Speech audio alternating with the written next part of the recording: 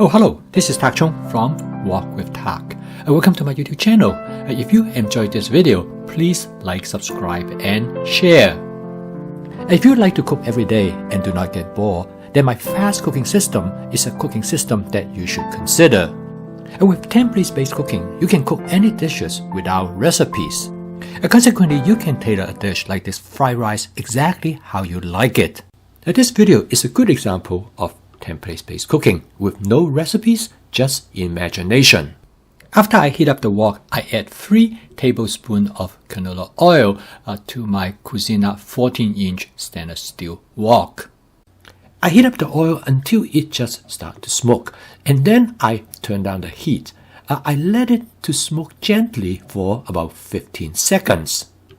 This is the time when the wok is being seasoned, and usually 15 seconds is adequate. I call this method spot seasoning, and it works really well. The first step in cooking this fried rice is to scramble 3 eggs. I turn the heat back to high before I add the egg. This will allow me to cook the egg as quickly as possible. As you can see here, my spot seasoning method works really well. The egg did not stick to the wok at all. I use the wok spatula to scramble the egg. I have a great deal of fun cooking egg in the wok because there's a lot of room for you to stir fry the eggs. As I scramble the egg, I try to keep them in relatively large pieces. Cooking the egg is very fast. It took only 3 minutes. There's 2 ways that I could do with the eggs. The first is that I could remove the eggs from the wok and set them aside and add them to the fried rice later. Or I could just leave the eggs in the wok and cook the fried rice with it. And this is what I decide to do. For this fried rice, I use 2 cups of cooked jasmine rice. This is a type of long grain rice. After you cook them, it produces a wonderful aroma. The secret of the best fried rice is the texture of the rice. Each individual rice kernel should be crisp on the outside but soft in the inside. To achieve this, the first thing to do is to break up the rice as much as possible.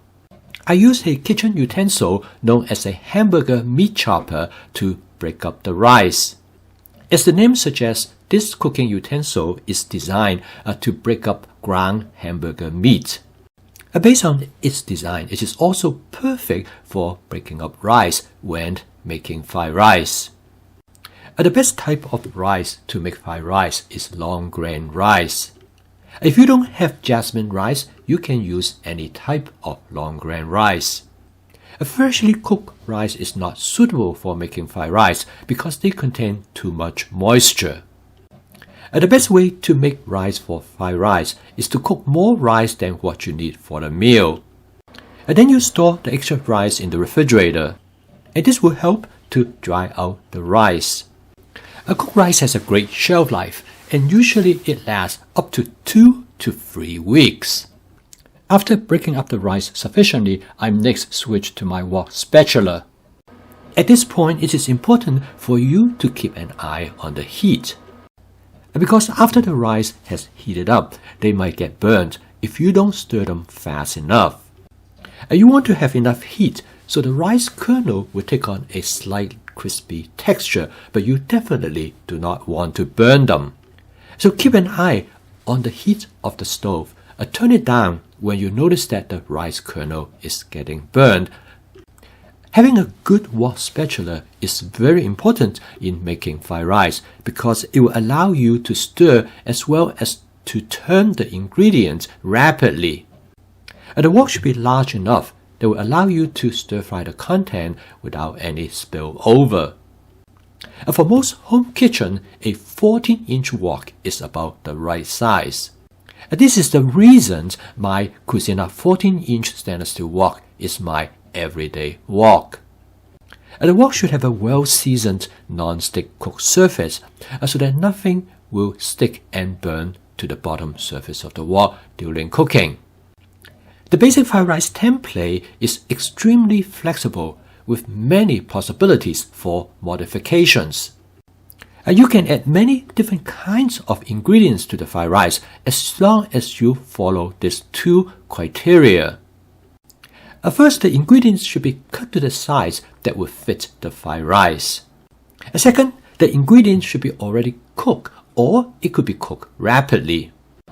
For this fried rice, I'm going to add some cauliflower leaves and stems, which I have chopped up into small pieces. They add wonderful flavor and texture to the fried rice, and they have great nutritional value. You can take a look at this video to see how I prepare them. This allows me to use the entire head of cauliflower without any waste. This might seem to be a lot of work in chopping them up, but you can do it easily in a food processor. This is well worth the effort for me because it not only tastes good, but it also makes me feel good. I stir fry the content for about 2 to 3 minutes until the texture of the cauliflower stem is what I want. Next, I add about 2 cups of chopped portobello mushroom. This approach is known as sequential cooking, by adding each ingredient at different stage of the cooking process. For food ingredients I would like to cook for a shorter time period, I would add them later during the cooking process. This will allow me to achieve the optimal doneness of each food ingredients. I normally season my fried rice with the seasoning agents from my masala dabur. It contains 7 seasoning agents that I use most frequently. It contains mushroom seasoning, lemon pepper, minced onion flakes, garlic powder, ginger powder, paprika, and cumin.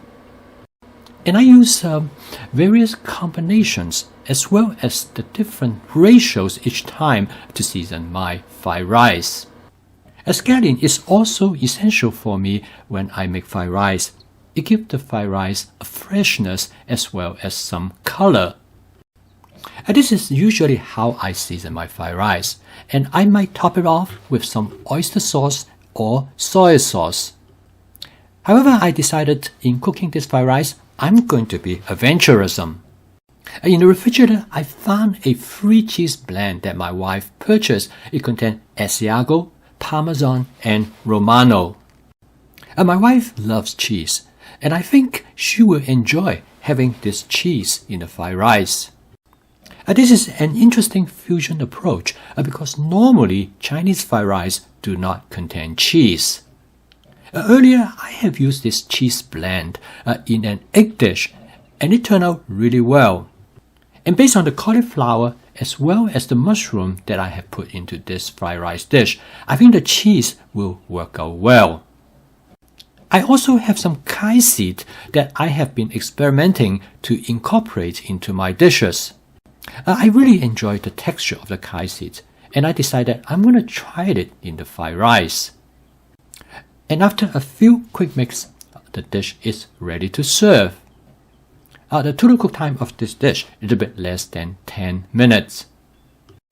This fried rice might appear to be different from the surface, not your normal fried rice. But in actuality, the basic template of the fried rice is the same. The uniqueness of this fried rice comes from the ingredients that I put into the fried rice. And normally, you would not find fried rice that with cauliflower stems and leaves. And also, having the free cheese blend as well as kai seed is uncommon for a Chinese-style fried rice. The basic template requires that you have some cooked rice that has been stored in the refrigerator at least overnight and some eggs. The rest is entirely up to you of what ingredients that you want to put into the fried rice. There are only 2 basic requirements. First is that the ingredients should be cut to small size. Secondly, the ingredients either have been cooked already or they can cook very rapidly. This is an extremely simple template, and by following the template, you will always make a perfect fried rice. I post a video each day to help people to adopt my fast cooking system. To make home cooking as part of your daily routine that is practical, efficient, and fun. If you want to learn more about my fast cooking system, please subscribe to my YouTube channel.